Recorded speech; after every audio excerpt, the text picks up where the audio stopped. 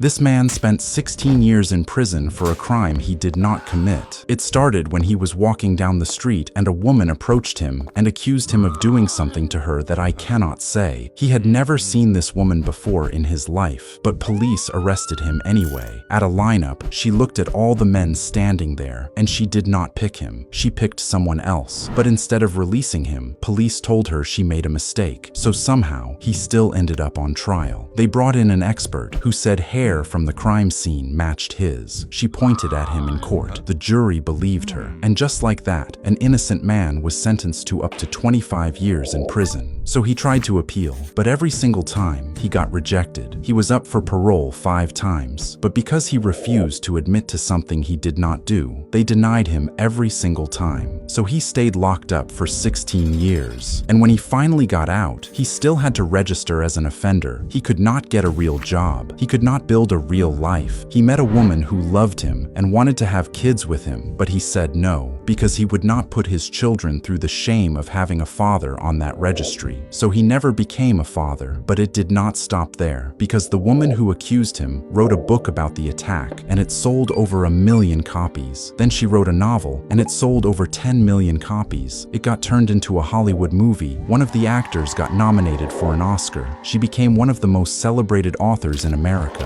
and her version of events was the only version anyone had ever heard. Now Hollywood wanted to turn her first book into a movie too. They attached a famous actress and started production, and once that movie came out, his face would be the face of a monster. His guilt would be cemented forever. There was no coming back from that. But then the producer started researching the case and noticed things were not adding up, like how she picked a different man in the lineup, like how the prosecutor lied to get her to change her identification. So the producer hired a private investigator, and everything they found, they turned over to new lawyers. These lawyers discovered the hair analysis had been discredited as junk science. They filed a motion, and after 40 years of fighting, a judge finally overturned the conviction. The woman posted an apology. The publisher pulled the book. The movie was dead, and he sued the state for taking 16 years of his life. They settled for $5.5 million.